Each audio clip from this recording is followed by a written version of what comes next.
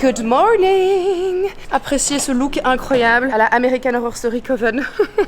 Vous me voyez rarement pimper de la sorte. On vient de se réveiller, enfin non, pas du tout. On vient pas du tout de se réveiller. Je t'ai réveillé à 5h du matin. Mais on est prêt à partir et ce matin, on va visiter les bayous. Ça va être très cool. Bon alors, comment est-ce qu'on a dormi cette nuit?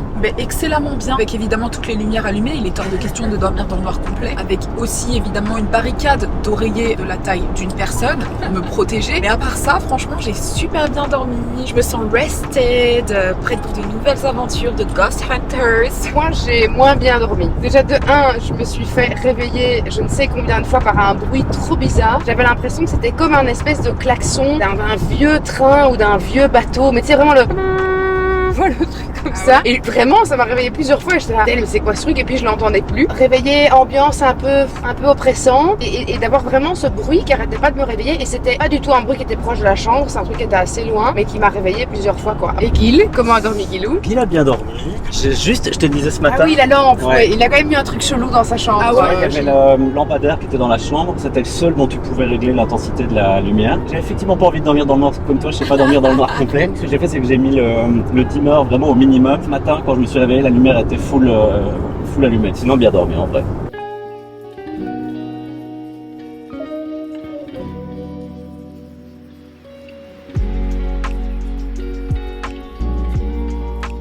Ah ben c'est super, alors pour ceux qui ne comprennent pas ce qui est indiqué sur ce panneau, il est tout simplement noté, si ça bouge, c'est que c'est de la nourriture. Voilà. Petit bébé, oh, de tout petit, il pourrait t'arracher ton petit doigt. Oh, on n'a rien de sang. Océane, est-ce que tu veux voir des bébés alligators? Il y a des tout petits. Oh, un opossum. Putain, ça je rêve de voir un petit opossum. C'est tellement mignon un opossum. Regarde-les, regarde-les. J'adore.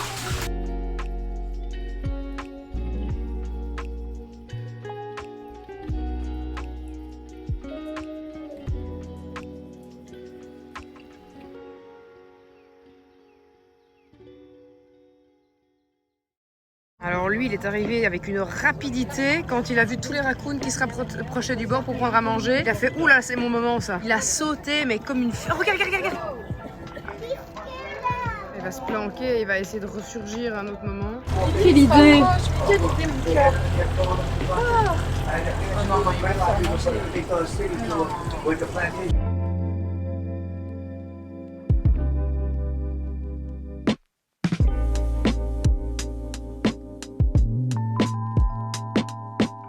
Now I'm about to feed them to bear. See right here?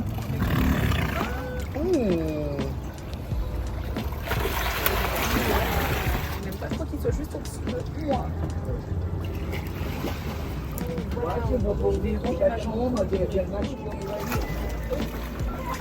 Là, juste devant moi, c'est un véritable cimetière.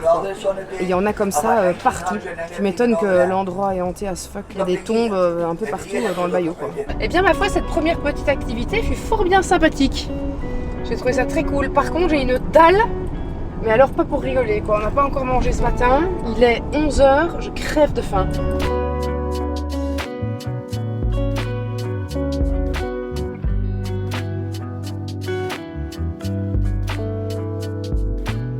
Et voilà où nous allons manger ce midi. Je voulais un truc, le gros breakfast à l'américaine, mais dans le coin, impossible de trouver ça. Donc c'est pas grave, on va manger local, et ça c'est bien aussi. C'est quand même là qu'on réalise qu'on vient d'arriver vraiment dans l'Amérique profonde. Have a bite. C'est une autre culture, quoi. Ouais, écoute, j'ai trouvé des petites photos là-bas qui sont vraiment Hyper charmante. super charmantes. Regardez-moi, tout Jésus. Allez, Josiane, vraiment. Je pensais que nous allions manger une nourriture typique. C'est clairement une fin de club sandwich. Il y a un Dr Pepper et de la ranch. Parce que ça, les amis, je peux vous dire que je vais en bouffer avec tous les plats pendant 3 semaines. De la ranch sur ma pizza, sur mes burgers, sur absolument tout ce qui est possible. On a bien mangé. Maintenant, on s'apprête à aller visiter une plantation qui s'appelle la plantation de Laura. Alors bien évidemment, ça fait partie de l'histoire des États-Unis. C'est quand même une histoire qui est extrêmement dramatique, profondément très triste et terrible. C'est important d'aller dans des lieux comme ça pour se recueillir, pour comprendre aussi l'histoire, pour ne jamais oublier. Et donc voilà, on vient visiter avec beaucoup de respect. Donc voilà, si vous êtes amené à visiter ce type d'endroit, c'est important pour le côté historique, mais c'est important de le faire avec beaucoup d'humilité et beaucoup de respect.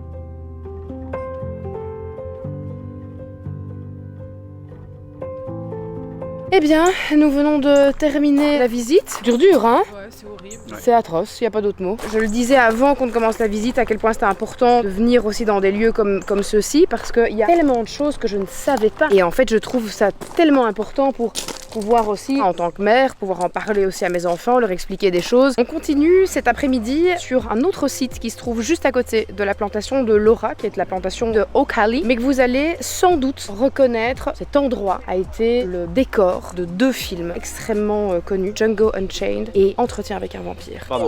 Dis-nous, Gil. Tu demandes à ChatGPT, Gil. Non, je ne demande pas du tout à ChatGPT. Je suis en train de relire. Tes notes? Je suis en train de relire des encyclopédies, des choses un peu plus hautes que ChatGPT, excuse-moi. Donc ce n'est pas directement cette maison qu'on voit dans Django Unchained, mais il s'inspire des grandes plantations du sud. Ah, donc d'accord. en gros, ça ressemble comme 2 gouttes d'eau, mais ils disent pas clairement c'est celle-là. Ils ne sont pas venus peut-être tourner ici. C'est ça, Ils ont exactement. recréé des décors qui y ressemblent très fort. Par contre, Voilà, Entretien je avec un referme vampire, mon nom.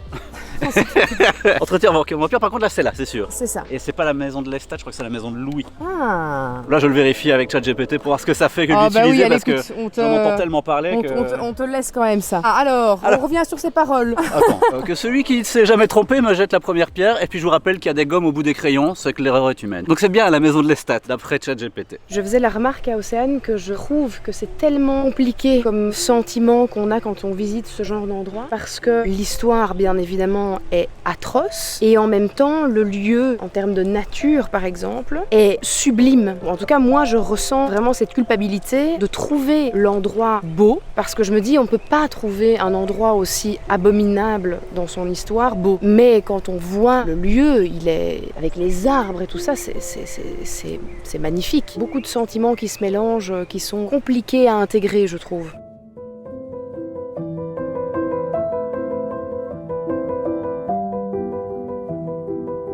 Océane me disait que les arbres qui sont de part et d'autre de ce chemin n'ont jamais été plantés par les propriétaires de cette plantation à l'époque. Ce sont des arbres qui étaient là bien avant. Et on ne sait pas trop si ce sont des Amérindiens qui les ont plantés, ni pourquoi est-ce qu'ils ont été plantés vraiment de manière très symétrique finalement. Mais apparemment, il y a un indice sur le fait que ça permettait de comprendre les différentes saisons et donc de savoir comment gérer son agriculture en fonction de comment l'arbre était fleuri, j'imagine. C'était un peu leur calendrier, quoi, en gros. Ouais, c'est ça. Nous sommes donc arrivés à notre petit cottage où nous allons passer la nuit avant de reprendre la route demain matin.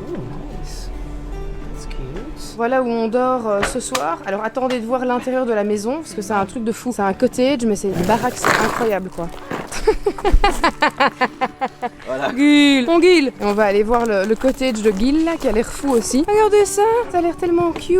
Je vais tout faire faire. Oh j'adore. Ne me jugez pas trop vite, hein, c'est encore en travaux. Ah, il faut mettre la clé. Ouh. Ah oui? Oh, le lit, j'adore. Cute. Ça fait très Amityville, hein. On est très sur quelque chose d'Amityville. Ouais, on est plutôt sur une petite ambiance Amityville, tiens, ça me plaît bien ça. Allez, c'est parti pour la visite. On monte. Les escaliers juste ici, et là on arrive dans un endroit les amis, cuisine, full équipé, petite salle à manger, le salon, une Masta télé, et ici on a donc ma chambre pour ce soir, salle de bain, et là on a une autre salle de bain pour Océane, et sa chambre qui est trop cute. Oh ça il faut absolument que je m'en trouve un pour la maison. Le plaid patchwork, trop beau, trop beau. Ok, perfect. Gonna send you all the information right away. Thank you, bye. Good news, absolument imprévu, mais très chouette. On a probablement une équipe de chasseurs de fantômes de la Nouvelle-Orléans qui pourrait potentiellement nous accompagner dans différents lieux de la ville pour faire une enquête avec nous. Mais non, Quoi de mieux que de le faire avec une équipe qui connaît tous les lieux, mais non. qui a des équipements aussi de pointe avec eux, et on va potentiellement pouvoir vivre des trucs vraiment de fou. Mais attends, c'est une vraie équipe de chasseurs de fantômes Oui. de la Nouvelle-Orléans? Oui. Mais c'est un truc de fou. Bravo. On croise les doigts. Nous voilà au cœur des États-Unis, chez Dollar General. On va aller chercher quelque chose à manger parce qu'on n'a pas du tout calculé le fait que le resto fermait à une certaine heure. Donc on n'a rien à manger ce soir. On n'a pas fait gaffe. Et donc là, on va essayer de se trouver un truc à manger. Gil, est-ce que tu n'as pas envie d'acheter ce joli cadre avec Dolly Parton? Allez. Mais si, Dolly Parton. Regarde. J'adore. Tu n'as pas envie d'avoir ce beau cadre de Dolly Parton chez toi, En Gil? vrai, pour un certain montant, je serais prêt à faire la blague. Est-ce que tu as vraiment besoin d'un câble? Mais oui, regarde. Parce qu'il est cute, il est mauve. Oui, et j'ai oublié mon câble. Alors, J'en ai techniquement pas besoin, mais je le veux, d'accord? c'est Guilou qui te fourneau ce soir. Et alors? Je vous ai préparé un petit spaghetti avec une sauce toute faite. On est sur de la haute gastronomie ou quoi? Oh, Oh mais regardez-moi ça qu'on est bien. Pour ma On est défense, le resto de là où on est n'est pas ouvert aujourd'hui. Il faut faire 40 minutes de route pour trouver le moindre resto. Donc voilà, on a fait ce qu'on a pu. Et franchement, c'est beau. Moi je trouve ça plutôt guil. Est-ce que la vie n'est pas plus simple quand on fait les choses simplement? Prenez le temps de vous détendre un peu. Je reviens sur ce que je voulais dire, c'était une remarque de merde. Le goût des choses simples, c'est ça que je voulais dire. Rends ça un beau. Et alors il nous est quand même arrivé quelque chose de très drôle. Je m'en remettrai pas. À chaque fois que tu vas repenser, de temps en temps, peux le mettre. à des moments, oui, mais à des moments complètement, vraiment random de l'année, de temps en temps, je t'enverrai le vocal. Genre dans 4 mois, je t'envoie le vocal. T'auras oublié et tu diras putain, qu'est-ce qu'elle me veut? Et là, tu le réentendras. Et tout à l'heure, j'étais en train de dormir et j'ai entendu que vous l'avez joué, mais je me suis réveillée en rigolant. J'ai ri, j'ai dit mais tu sais ce genre de truc ça m'amuse trop. Moi ça me fait rire.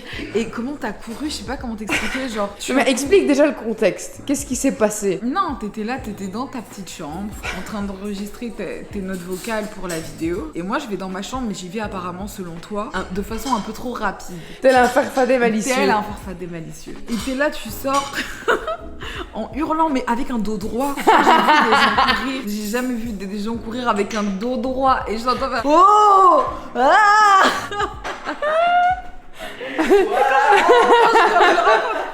quand je raconte, c'est nul. C'est qui? Elle a dit c'est qui? Et quand je raconte, c'est nul. Mais comment ça s'est passé? C'était Non mais écoutez, hilarant. alors, vous savez quoi? Je vous passe l'audio parce qu'il est grandiose. Ce lieu qui semble aujourd'hui paisible porte pourtant une histoire.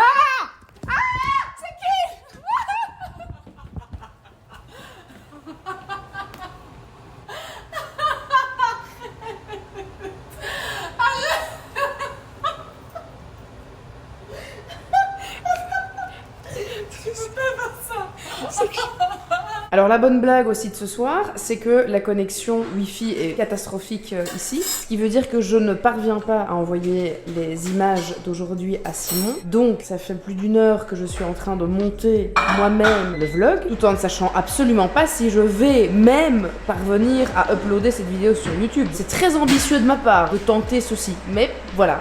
Tout pour vous finalement, hein, tout pour vous. Allez, bon appétit hein, les amis. Que ce repas, voilà. Je sais pas quoi dire. Que ce repas vous soit agréable. Exactement, merci, merci. Mon cerveau est en train de cuire tel un vieux, tel une vieille écrevisse quoi. On est moins Je peux te dire que je vais pas capter les fantômes ce soir, hein. Je vais être comme ça dans mon lit. Mon montage à 2h du matin. L'enfer. Bon, et bien les amis, je pense que c'est ici qu'on va se quitter pour aujourd'hui. Je suis vraiment très fatiguée. Là, j'ai le jet lag qui me tape un peu sur la tête. J'ai même un peu mal de tête. Mais je pense aussi que les lieux qu'on a visités aujourd'hui, le lieu où on dort ce soir, tous ces endroits sont particulièrement chargés énergétiquement parlant et ça me fatigue énormément. L'ambiance est tellement lourde, tellement pesante que c'est troublant quoi. Donc je vais aller tenter de me reposer. J'espère qu'on va pas être trop dérangé cette nuit, qu'on va pas être embêté dans l'endroit où on dort. Après on l'a cherché, on l'a demandé, hein. On a demandé à dormir dans les lieux les plus hantés de la Nouvelle-Orléans. Donc là on est servi, on nous a servi ça sur un plateau d'argent. J'espère que cette vidéo vous a plu, même si elle était sur une tonalité nettement plus triste que d'habitude. Mais je pense que c'est important de parler de tout ça et de ne pas occulter cette partie de l'histoire. Hein. C'est ce que je disais à Gilles et à Océane là tout à l'heure. C'est bien de voyager et d'apporter tout le côté divertissant et le côté fun du voyage, mais quand on va dans un endroit, il y a une histoire aussi terrible qu'ici. Je pense que c'est important aussi au moins d'en parler une fois durant ce séjour et de continuer à conscientiser les gens sur ce passé terriblement triste. Donc voilà, on se retrouve en tout cas demain pour de nouvelles aventures et je vous fais des gros bisous.